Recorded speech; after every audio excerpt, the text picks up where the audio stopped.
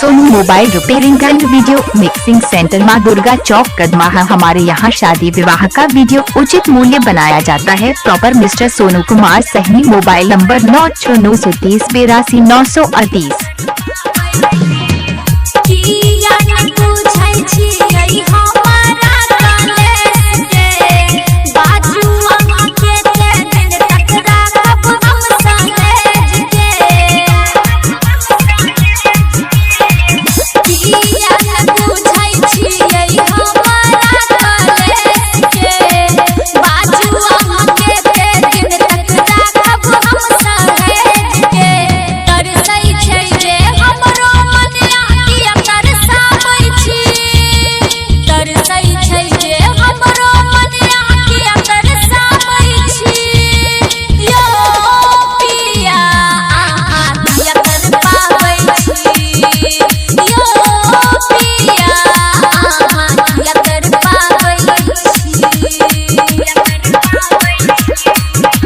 Mobile repairing and video mixing centre Maa Durga चौक कदमाहा। हमारे यहाँ शादी विवाह का वीडियो उचित मूल्य बनाया जाता है। Proper mister Sonu Kumar Sahni. Mobile number 9693828938। Mobile repairing and video mixing centre Maa Durga चौक कदमाहा। हमारे यहाँ शादी विवाह का वीडियो उचित मूल्य बनाया जाता है। Proper mister Sonu Kumar Sahni. Mobile number 9693828938।